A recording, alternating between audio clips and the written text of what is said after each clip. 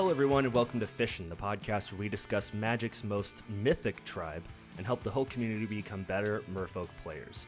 I'm Kody, one of the co-hosts of the show and not Kody Smith on Twitter, and joining me today is my co-host Dorian. How are you doing, Dorian? Doing well. Hey everyone. Sweet. Where can we find you on the interwebs? I can be found at Crinkle Biscuit on Twitter. My Facebook is private, so I don't let anyone on that. He hasn't even added me as a friend yet, which is really awkward.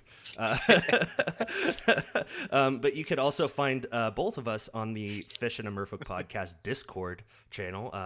You can find a pinned tweet at the top of our Twitter that has the address for that. So join us in talking about Magic and Merfolk specifically. You can also find us, Twitter, Instagram, Facebook is at FishCastMTG, as well as patreon.com/FishCastMTG. We tried to make it simple, for people to find us wherever you look. And then make sure to tell that friend of yours at the game store that, hey, you're the Merfolk guy at this store. I know about a Merfolk podcast and you should listen to it, and just give them our information and that would be great. Also rating us in your respective app stores is fantastic. And yeah. Ink Gaming, all that garbage. Go to Ink Gaming and use FishCast10 to get 10% off your purchase. Ink Gaming is not garbage. We love you guys. Yeah, no. I didn't mean to say that. It's just my parlance to just throw in garbage at some points. Ink Gaming is great. I like their playmats and their shirts. They're awesome. Well, you got to stop throwing in garbage. All right, that's how the oceans. That's how the oceans are in their current problem right now. Have you seen Aquaman? Yes. I think we need to just make an Aquaman trailer at some point, because the Aquaman has come up so many times incidentally on the show. I don't. Oh yes, is Matt still? He's now a reoccurring role in the next one, right? Yeah, Aqualad, or Barnacle Boy. I want to be called Barnacle Man. I think Barnacle Boy would be better for Matt. We didn't get a new patron this week, but we still are very appreciative of our Patreon subscribers. You guys are great and awesome, especially in dealing with the reduced content. I guess I can say it now since I've actually been served papers and stuff. I'm going through a divorce, and I'm actually going to be moving here in the next couple weeks. So streaming is going to be on the lower end of my priorities right now. So I appreciate your patience and your continued support in this time of, like I said, reduced content. But we're gonna try and keep things spun back up, going into the fall. Again, just a really busy time, so yeah, I do apologize about all that. I picked the random Merfolk this time because I wanted to. Yeah, there was no argument in that. It's just I'm picking it. It's okay. Yeah, and I picked a real winner. Random Merfolk number 21, and this one is Wind Rider Patrol. This is from Battle for Zendikar. It's 3 blue for a Merfolk Wizard, and it is a 4/3 at uncommon. Did I say uncommon? It's an uncommon. It has flying, and whenever Wind Rider Patrol deals combat damage to a player, scry 2. And again, scrying is you look at the top 2 cards of your library, or you look at the top X cards of your library, in this case 2, and you can put any number of them on top or the bottom in any order. This one in Battle for Zendikar Limited actually was pretty good. I was on the receiving end of this thing quite a few times, and if it survived any removal spell, you were more or less done. It was a quick clock, it had evasion, and it let you, set up your next draws. Yeah, you can kind of get past lands. I mean, because especially in Limited, going past 5 is not always the best. Not saying that there aren't decks that are built to support that, and especially in this set, where you had giant Eldrazi's, it's so there were reasons to go above 5 mana, but 5 mana is generally a fairly good top end. And this is an evasive threat that can really, cut down your opponent's life total very quickly. Yeah, but I don't. This has no place in any other format than Battle for Zendikar Limited. Yeah, I mean maybe casual, but yeah, or like a Chaos Cube or something. Where you just bring any 3 packs. I think that would be interesting. But oh yeah, no, this would easily be pickable in like a blue-white flyers for Chaos Draft. Oh yeah, no, it's definitely not terrible, but there are definitely much better Magic cards than Wind Rider Patrol. Sorry, Wind Rider Patrol. Yeah. So we're gonna just go right into our main topic because that was a disappointing card. We're talking about the Mythic Championships 4, I think it was. Yes. Yeah, we're gonna actually talk about something in a timely manner on this podcast, which is very odd for us. I say that as we started recording like 45 minutes after we got on Skype, but the tradition continues on. So I've got a few stats pulled up here, and Dorian has a few stats for the entire format. Or for the event, and we kind of wanted to discuss.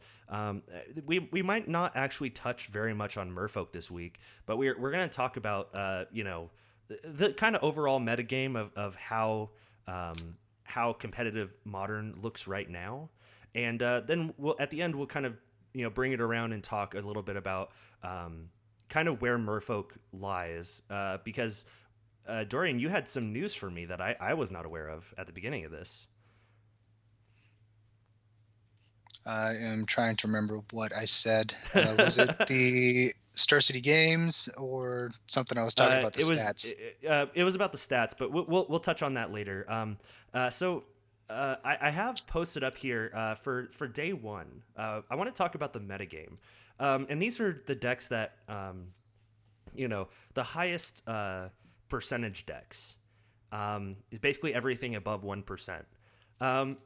All right, so yeah, so for the metagame, there were some interesting stats for this if you weren't paying attention to the Mythic Championship in any fashion. And one of the biggest things, despite the banning of Bridge from Below, which we have discussed on the show in the past, Hogak was everywhere. Oh yes, it was almost triple digits for this, which these things are a small scope of players to begin with, and I think we were looking at almost 1/3 playing Hogak. Yeah, and so the list that they posted, that Magic posted, and I stole these data points from MTG Goldfish, but they have Hogak with 98 players at 21.4%, and they even have Hogak Dredge as a separate deck with 7 players at 1.5%. So, like you said, almost a fourth of the championship was Hogak lists. Oh yeah, no, I'm looking at the my stats, trying to get like an add up of how many players there were with it, because yeah, like 1 in 5, like just over 1 in 5 people playing Hogak, and that is like the new version of the deck, not like the Dredge variant. Yeah, well, I mean, they are slightly different, but I mean, for the purpose of just discussing the list, I think that they both kind of fall into that same pile of cards. They do run a good majority of the cards, and what's interesting about this, and the next card, or the next list that was right down below Hogak was Is It Phoenix with 48 players at 10.5%, which, looking at it from a competitive standpoint, like that's kind of where you would see like the most played deck in a format that, like Eldrazi Winter is another example of where there was one deck that kind of dominated everything, and you still didn't really ever see a deck go above 10%. True. No, I think I'm trying to remember Eldrazi Winter. That didn't last that long. No, I mean, because they banned I Have Ugin pretty quickly after that. But that finals for that Pro Tour there were 7 Eldrazi decks in the top 8, and one Affinity player. Right. So yeah, like it's just, and obviously not as many Hogak players. Well, a lot of Hogak players survived until day 2, but we only had one in the top 8. Is that correct? Yes. Just one in the top 8. I was looking at the standings to see like my prediction. Let's see, all they got is the top 8 deck lists on this website. But I had made a prediction that it was going to be like 3 Hogak lists in the top 8 and I want to say like 6 in the top 16. So I've been trying to find where on the CFB websites that they talk about like how many lists or how many were in that top list, because there have been a few people talking about them. Yeah, and what's funny is this, like, if you just looked at the top 8 of this event, you would not think that there were over 100 people playing Hogak. Like this, like the top 8 was actually really good. There was a Hardened Scales, Eldrazi Tron, Urza Thopter Sword, which is the new combo with Urza Lord High Artificer. There's 2 Jund lists, a Mono Red Phoenix, a regular Tron, and then what's the last one? Did I miss? Oh, and then 1 Hogak list. So and what's funny is like it's kind of just crazy. I mean, I even have graphics from the metagame day 1. There were over 800 copies of Leyline of the Void. Over 800 on day 1. That is nuts. Yes, and almost 750 Faithless Lootings, almost 500 Thought Seizes. Yeah, and basically it's like you just look at this at the top cards. So to continue down, there's almost 500 Bloodghast, almost 500 Lightning Bolts, just over 400 Hogaks. Just like almost 400. What is this card? I keep forgetting the name of it. That is Stitcher Supplier. Yeah, there's Stitcher Supplier, Vengevine. Just like. It's just nuts. Everything in the Hogak list is on this thing. Yeah, and it's with some cards coming in for Jund. Yeah, we have Assassin's Trophy, and obviously Bolt is kind of more of a Jund staple. But I mean, you could expect a card like Lightning Bolt to be kind of more widely played. But the rest of most of these cards are just the Hogak list, and it's so crazy when Hogak players are mainboarding Leyline of the Void. Like they're like so basically game 2 and 3 is just, or even game 1. Your game can be decided in your opening hand. Oh yeah. Do you have a Leyline in play? Because if you take away your opponent's graveyard, then that's it. You got to move to game 2 basically. It's kind of just nuts, I think. One thing that I've just looking at this top list, and I think Tron took it down. Is that correct? Yes, Tron ended up being the winner takes all for this. With some of the stuff that I've been reading on that, it's mainly because all the artifact removal got turned into Graveyard Hate, which just allowed Tron to steamroll its way into the finals. Yeah, and I mean, obviously, with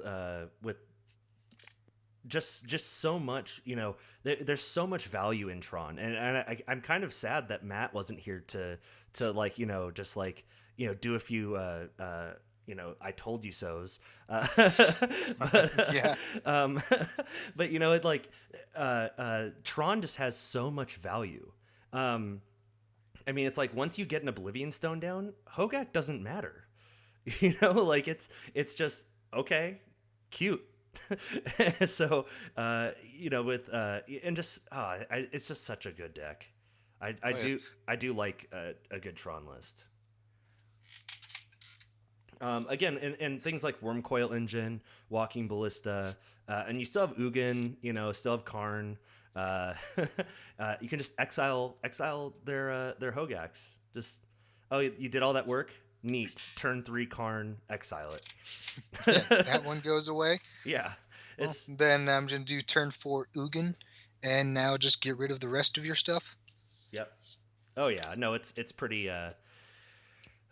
It's a fun deck. I mean, like in the Pauper event that I played to when we gave away the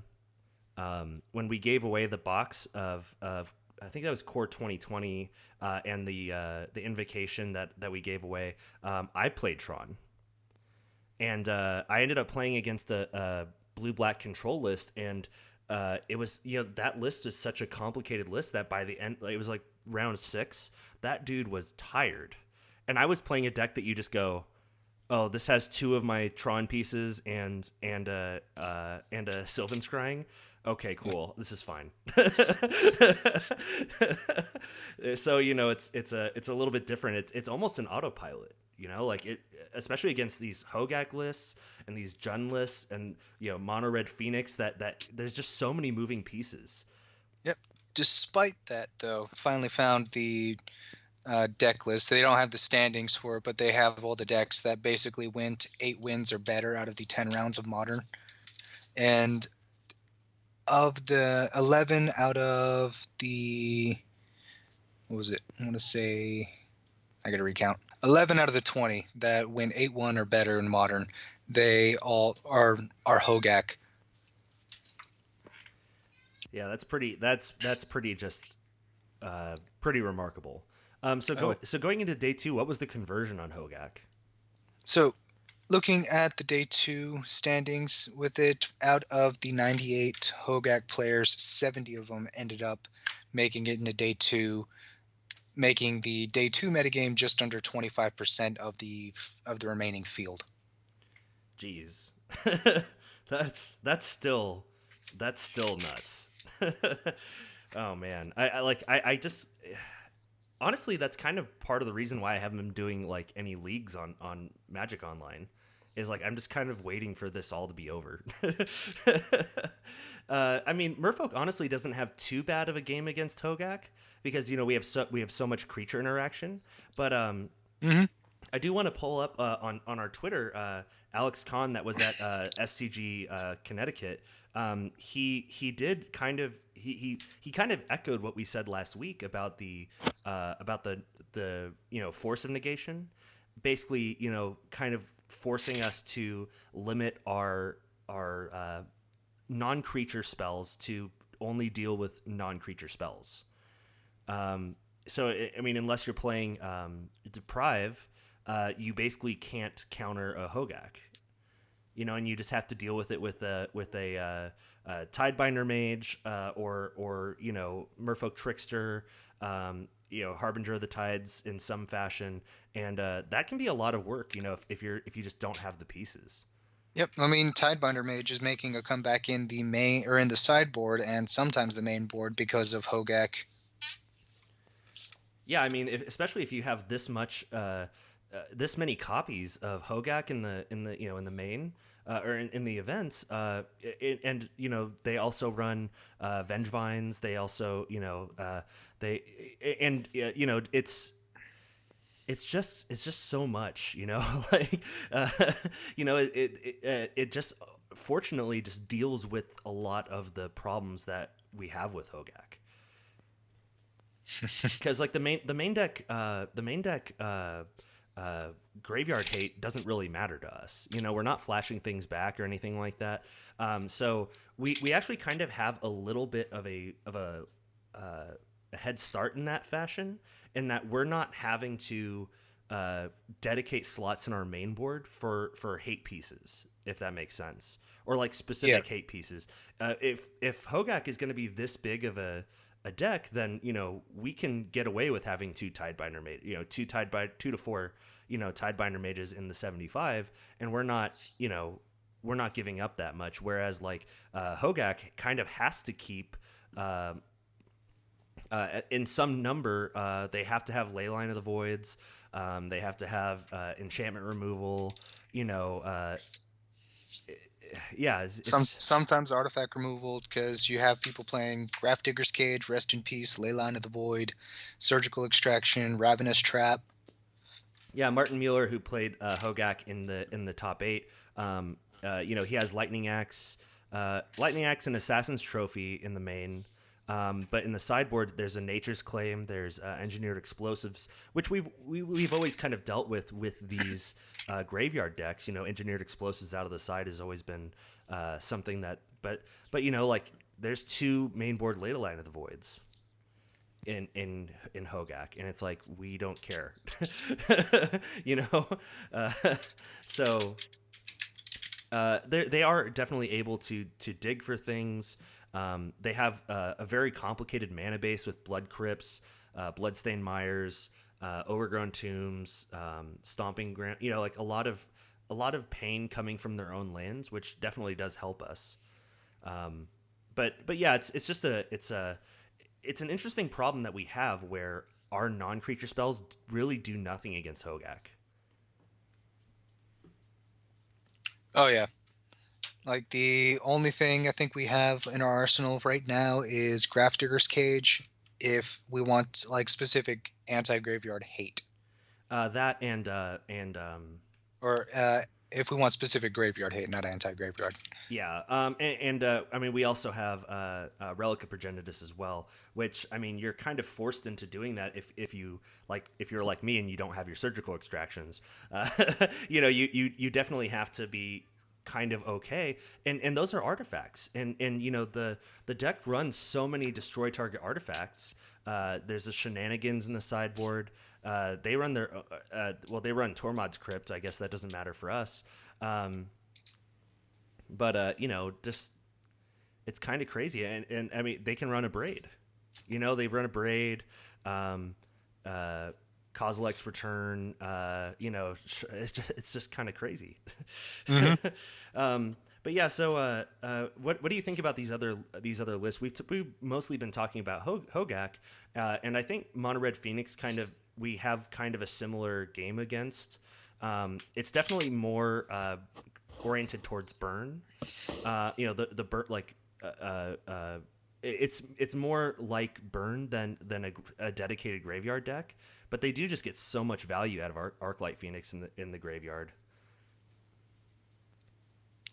Oh yeah, that's true. Like the what is it? Finality of whatever the red finality is from War of the Spark. It's like skyrocketed it into being a much better deck than it used to be, because now you could do turn 1 turn 1 Lava Spike, turn 2 Lightning Bolt, and then on turn 3 you can basically, or no, you can like turn 1 Faithless Looting,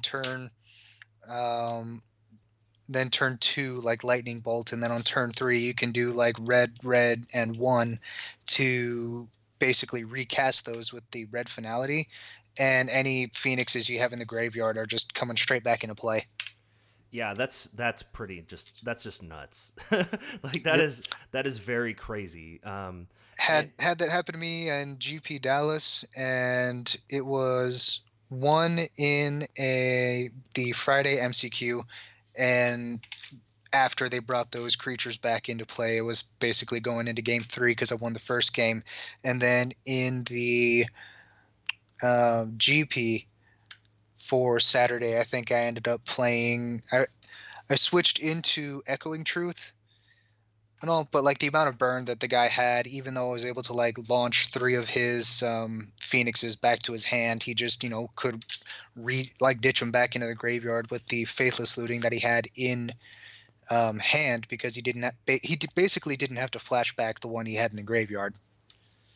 Yeah, and when you're in that position, one thing that I actually kind of was working on at the beginning of the year, or I guess last year, was running.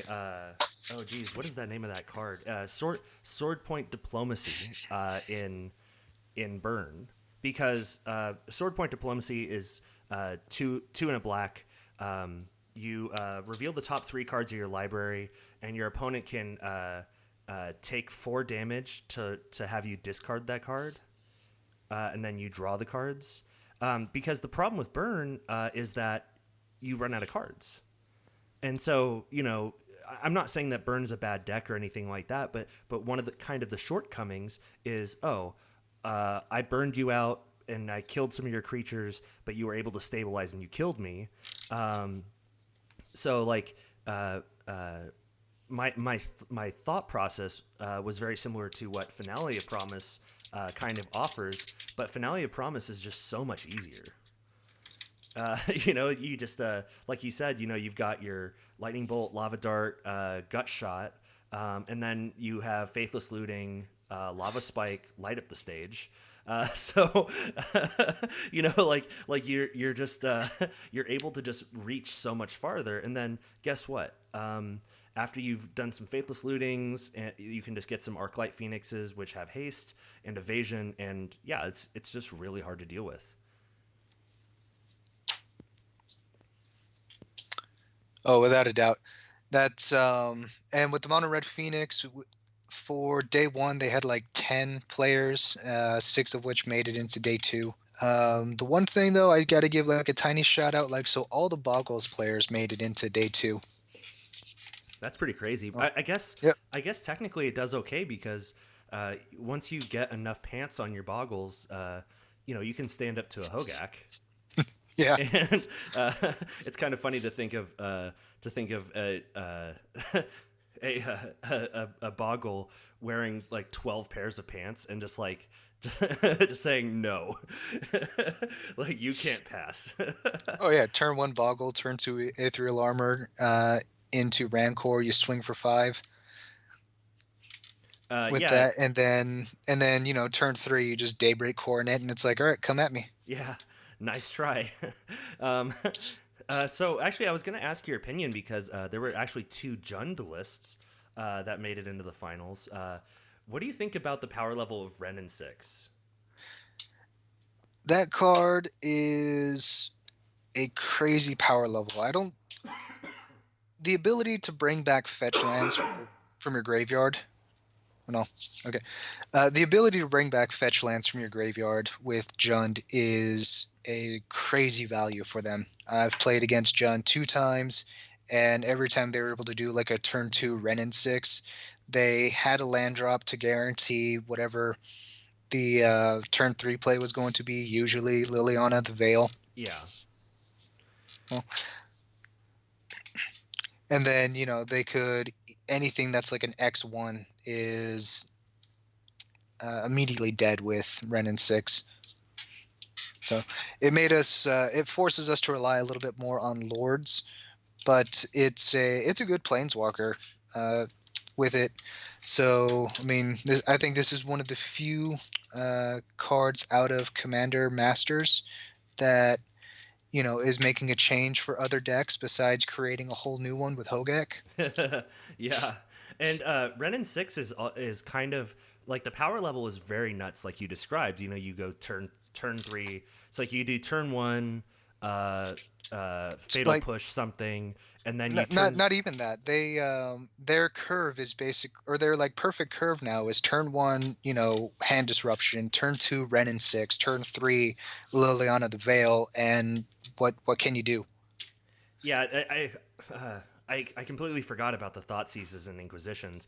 So yeah, turn 1 Thoughtseize, turn 2 Renin 6, turn 3 Lily, and they're tearing apart your hand, killing your creatures, and you're just done. Like, Renin 6 also makes keeps Fatal Push online, which is also crazy for them to have, basically kill any Merfolk. Yeah. like that is very just a crazy power level card.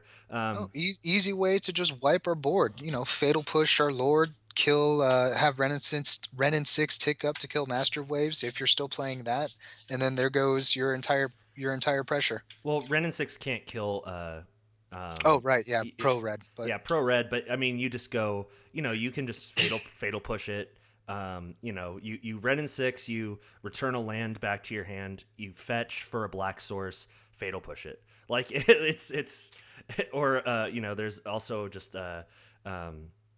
Kolaghan's Command is here, lightning bolt, or lightning bolt I guess doesn't hit it, but just keeping our lords down, and just being able to have so much hand removal, creature removal. It's such a value deck, and this deck runs 23 lands, but really you could almost go down on lands, because like you said, you just get more fetches and you just get exactly what you need for that moment. Oh yeah, I can kind of see Jund going down to 21, 22 lands if they want to, because of Ren and 6.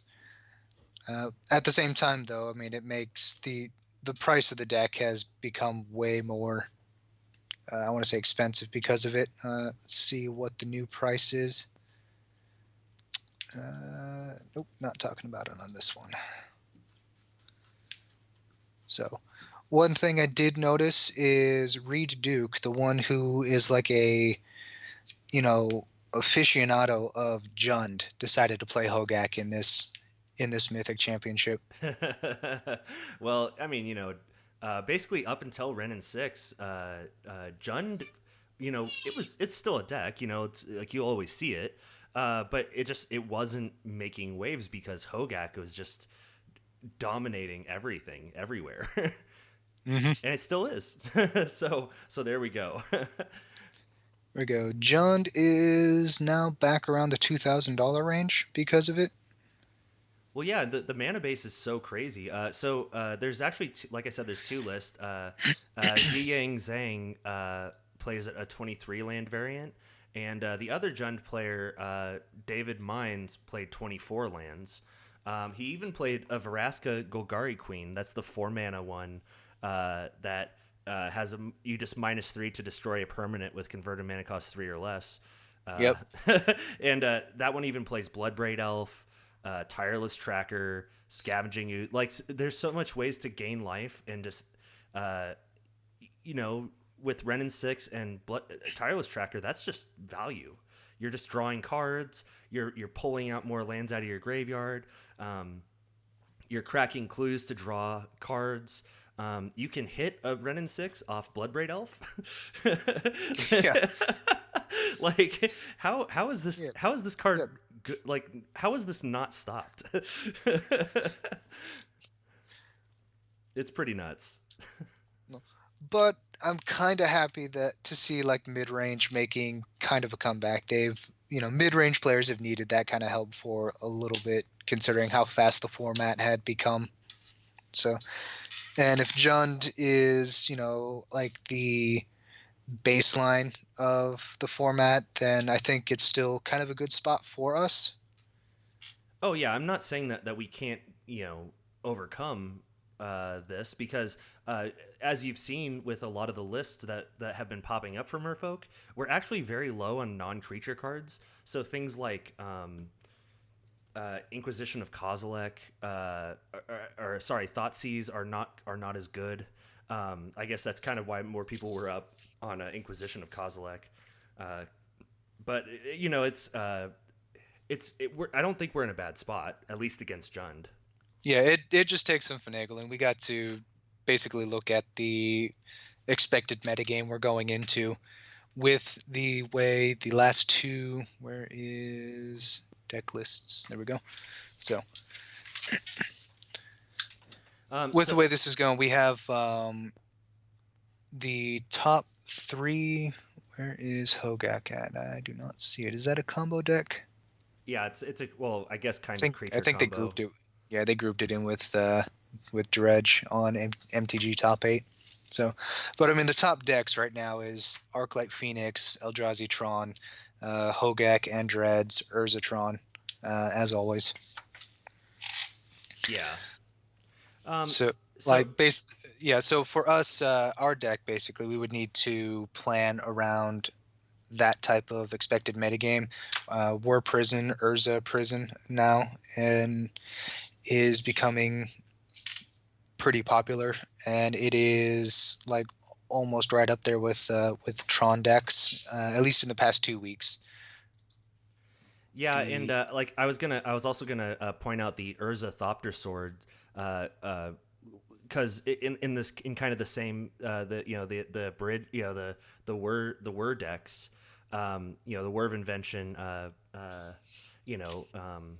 ensnaring bridge lists are kind like they're very similar. Obviously, Urza Thopter Sword is a little different, but those have been really helped by other Commander Masters cards like Urza and Goblin Engineer, which are kind of just super powerful cards, but generally a little slower than a lot of these lists. Yes, if these decks start doing well, I'm gonna hate, having to fight against prison decks again, just because the way they are, for the most part. But what I'm seeing with Grixis Urza is something a little bit better list-wise compared to when we were fighting, basically fighting an uphill battle and losing to Lantern Control.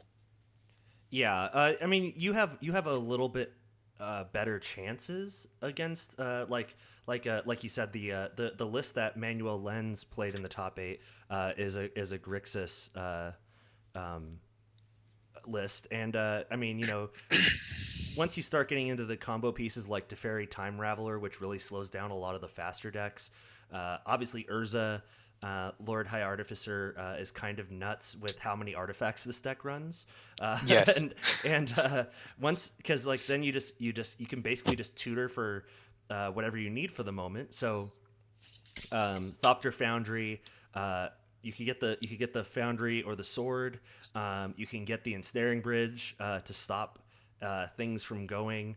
And basically with the 1/1s that you get from Thopter Foundry, you can just with all of the eggs that this deck has, like Ichor Wellspring, Mind Stone, Nile Spellbomb, you're able to just kind of keep refilling your hand just enough so they can attack, and then just empty your hand again, and then your opponents can't attack.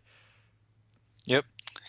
No, with so if this deck starts doing pretty well, I could kind of see Hurkyl's Recall making a comeback, but I think we are okay keeping Echoing Truth against that, because if they try to swing out with a bunch of Thopters, the Thopter Foundry cannot sacrifice it. The one that you target, the only things that can deal with it would be the Goblin Engineer or Psi Master Thopterus. Yeah, and the other problem with this with that is, I mean, Teferi, like baby Teferi, who has the basically each opponent can cast spells only at the time they could cast sorcery. And yes, if they play like a version that runs him, yes, the list I'm looking at doesn't do that. Okay. The 4-color Urza, let me take a look at that one, does. Yeah, the one that Manuel Lenz played in the top 8 did run 2 Teferi Time Ravelers. And like you said, in our case, we generally have, like you said, Hurkyl's Recall or Echoing Truth, which I'm kind of more a fan of Echoing Truth than I am of Hurkyl's Recall. But at the same time, Teferi really makes that difficult. It makes it really hard to deal with. So you might just be playing Solitaire and just letting them play out their, it's like, no, play it out. Play it out. Do you have anything else to say about the Thopter Sword decks? Well, I'm a dirty combo player at heart, so I kind of like seeing that they're doing well. No, Merfolk is my. I see you face palming. No, Merfolk is my pride and joy. The love of my life. But there's still inner vices I need to do with combo.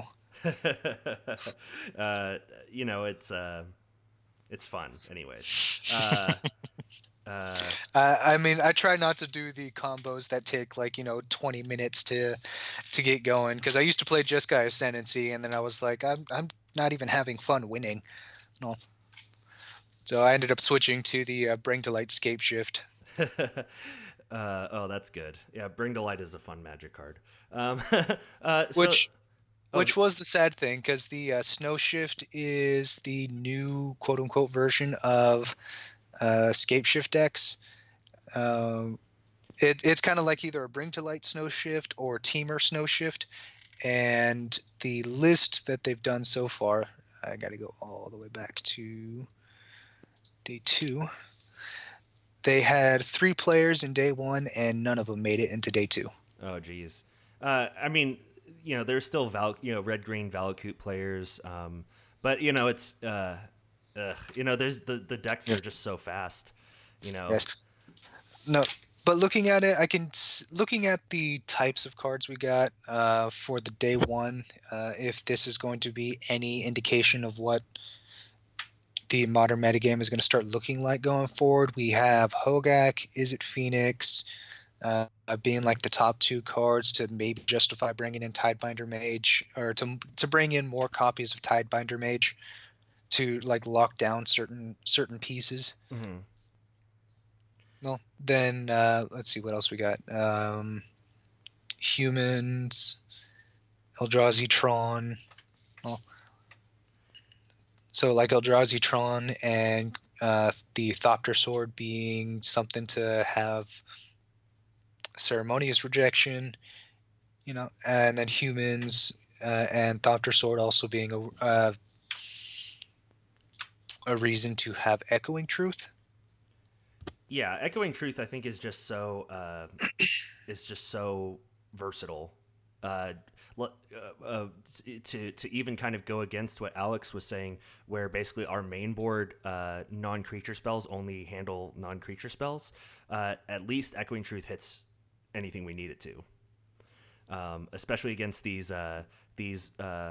ensnaring bridge decks. It's very powerful. Against Hogak, it's very powerful. I think the biggest offender, at least in Urza, Thopter Sword, is Teferi. Unfortunately, it's kind of it kind of shuts us off from being able to interact, which can be bad. Oh yeah. So the last two decks I want to go through here because we're kind of running against time here. The first one is Eldrazi Tron. We don't really need to say a whole lot about it because the deck it only changed a little bit with Karn the Great Creator. You basically just have a one of. I love the sideboard, at least from Sean Gifford. Basically, except for Leyline of the Void being a 4 of, the rest of the sideboard is all one ofs. Yes, almost every single card in the sideboard was meant for a Karn wishing into the sideboard to bring into game, whatever game sits out. And all.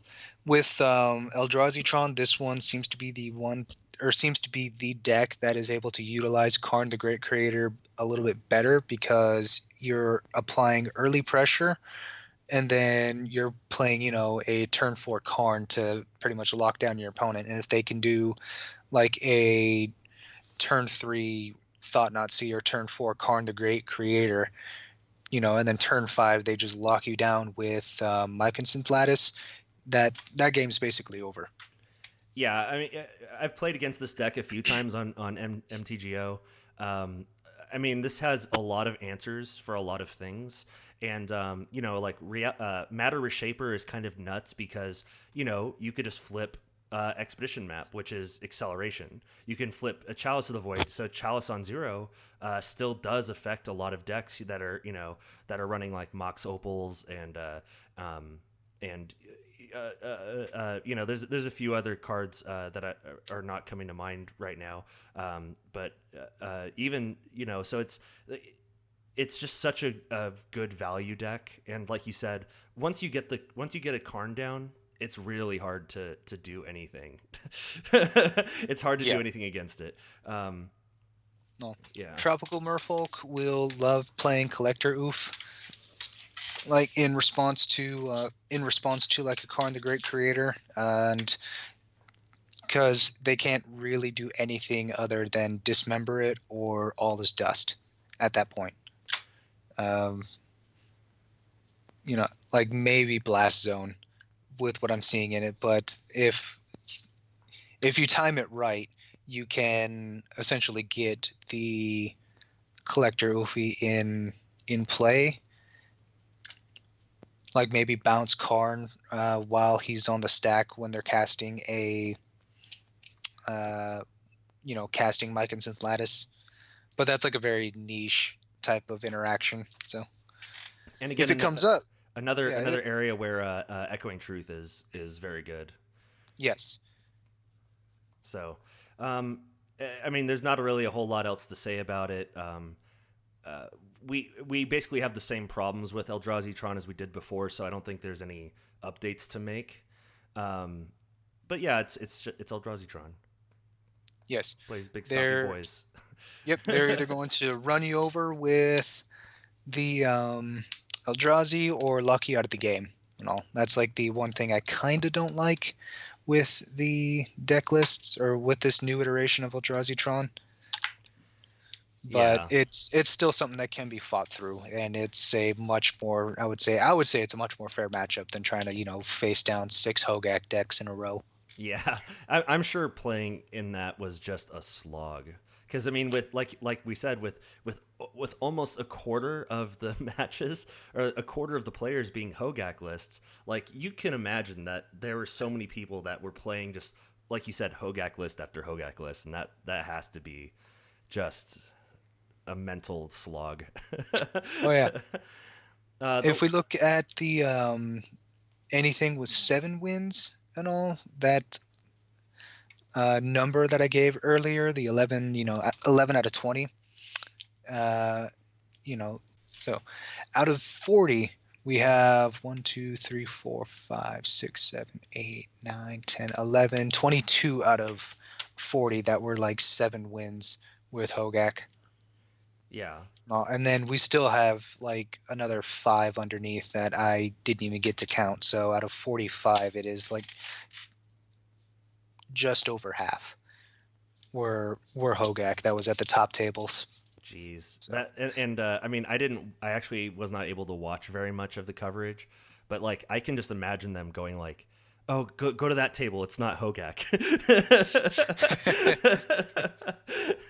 It's something different, please. But the last deck that we can run through real quick was Hardened Scales, which is the new Affinity hotness. We've talked about it on the show before. It's basically the only way that Affinity has kind of stuck around. With Ancient Stirrings being able to just pull out any, you have so many targets with Ancient Stirrings, and all but pretty much 7 cards. If you cast Ancient Stirrings, all but 7 cards are something you cannot pick, and that is Hardened Scales and other copies of Ancient Stirrings. Yeah, Alvaro Fernandez Torres actually even played an Evolutionary Leap, but like that's only 9 cards out of the 60 that you are not missing with Ancient Stirrings. If you miss, I feel for you. That's rough. Yeah. Oh, that is like the worst whiff ever. Yeah, I mean, and there's just like animation module. And the deck is just so cheap, or like cheap in mana cost. You just dump your hand, just Arcbound Ravager, Arcbound Worker, Dark. Well, I mean, you could make the deck cheaper if you got rid of, Mox Opal and Inkmoth Nexus, and then you're looking at maybe a $300 deck instead of an $800. Yeah, but still, I mean, it's still just a nuts, so fast deck. Oh yeah, it's really fast. It's really hard. I'd say that this is honestly a very hard matchup for Merfolk. At least it's been a hard matchup for me in the past. Just because it's like they can just go dump everything, put a bunch of counters on Walking Ballista, and kill everything. Oh yes, I mean if not, just kill you. Like they attack out, and then after damage, they sack everything and just kill or take the rest of you out with Walking Ballista. However, Hardened Scales is a little bit of an easier matchup, I would say, versus Tropical Merfolk, just because we have Collector Ufi again. Yeah.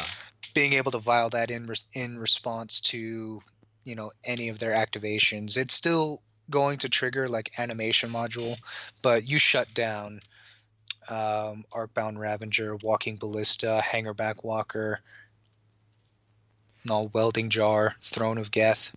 Yeah, and this is a deck that again has just so many pieces that work very well together, and yeah, it's hard to it can be hard to deal with for sure. And then that's it. That's the top 8. And we kind of talked about all of the Merfolk matchups as we've gone along. So I hope that all of you at home were able to follow along at least a little bit. So I have to ask, you've been talking a lot about Swolefolk. Lords.deck. Now, do you think that that's kind of like where we should be now? Or, I mean, I know Nikachu's been playing it a lot. It's kind of nuts that's where we're at. Considering the game plan with it's something where I'm kind of hesitant to say yes, because despite the Mythic Championship having a wide variety of both a limited metagame and then the top 8 turning into kind of like a wide variety of cards, I'm still not sure if it's something that we want to go completely faster with. But at the same time, if that's something that you are confident in taking into like your local metagame or taking into like kind of like a bigger tournament, say like a MCQ or like SCG Invitational qualifier, then I would kind of recommend it if you know that it's going to be like a faster format. If it's something that you feel that you can, still interact with and it's not somewhat slower, but a little bit more control oriented, like you have a little bit more Jund going around, then I could see sticking with mono blue. No. Yeah, I mean, I would honestly say even against Jund with Ren and 6, it might be better to go, Lords.deck, just to keep out of damage range. That is true. Keeping out of damage range, because they will bring in like Plague Engineers against us, which is another, just anti-tribal hate, or just anti-tribal hate cards.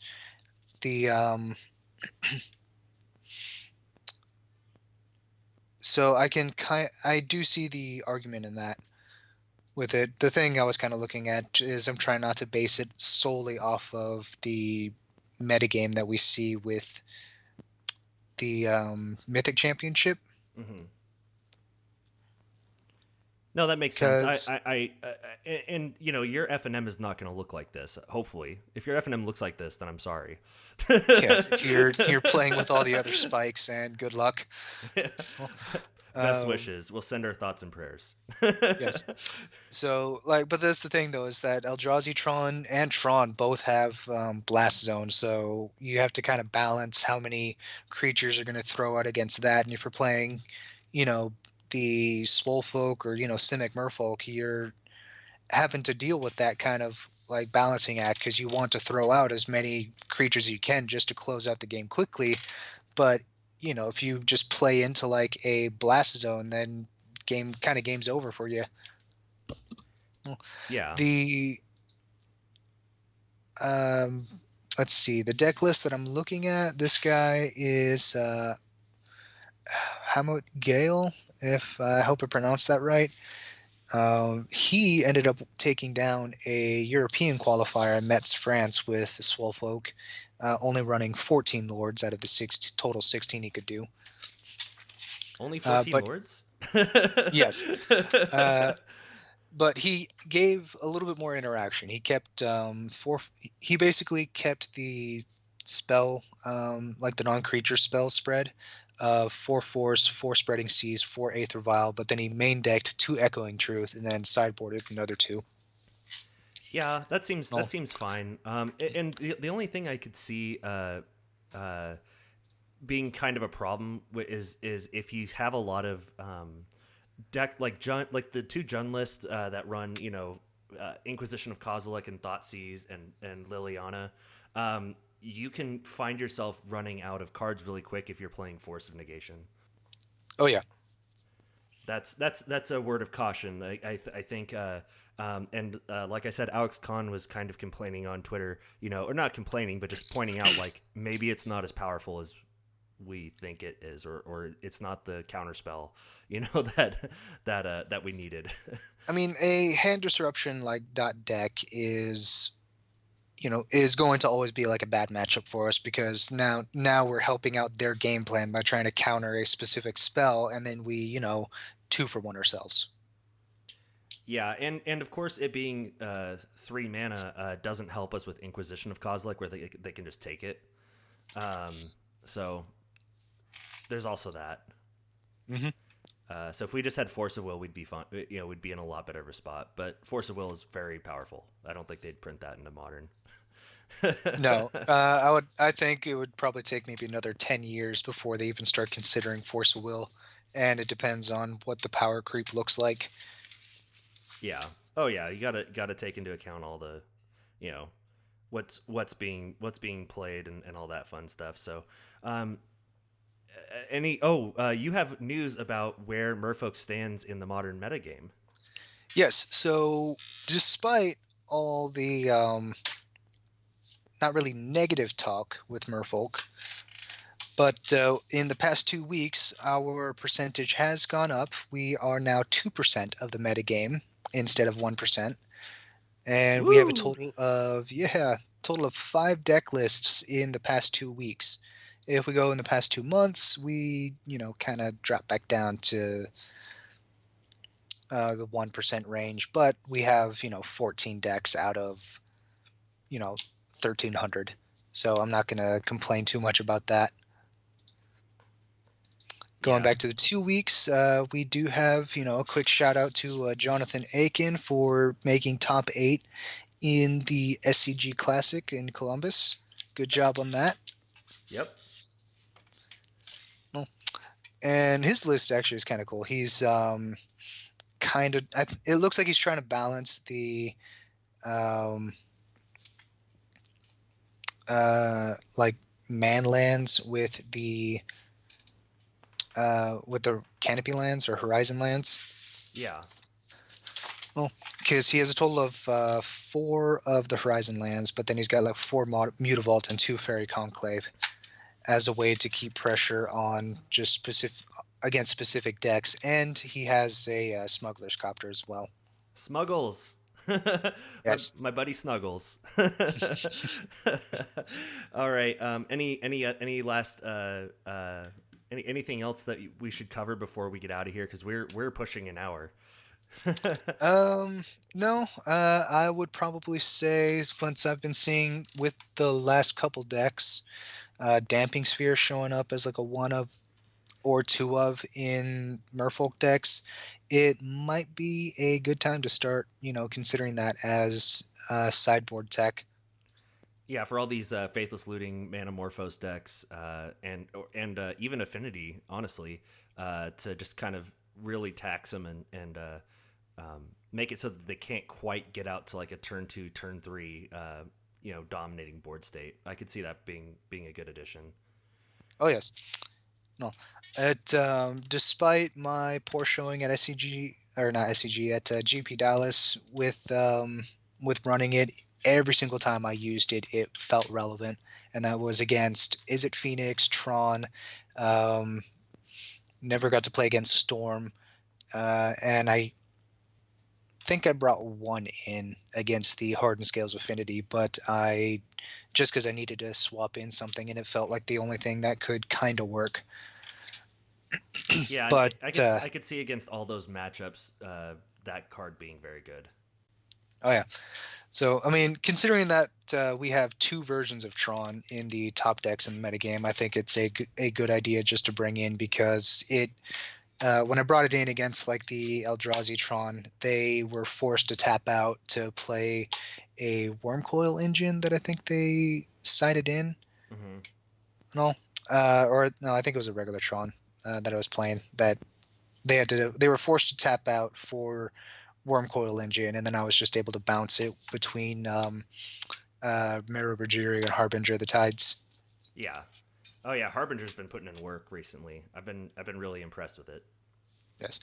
So if I have time in this week, since I am currently on the job hunt, for those who are interested in my personal life, I'll try to build a deck based on some of the recommendations I had, see how well it does in a league, and maybe next week I can I will have an idea of how well that deck can do going forward, at least for mono blue. I'll try, if If I can, I'll try both mono blue and blue green.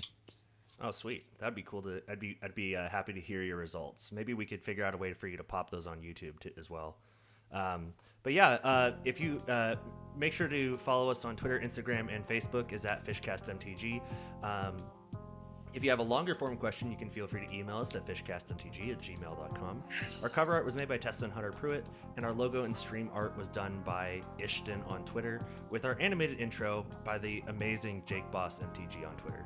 If you like what we're doing here, please rate and subscribe in the Apple or Google Play podcast app stores, as well as find us on Patreon at patreon.com/fishcastmtg. Thank you all very much for your time, and we will see you next week. Bye.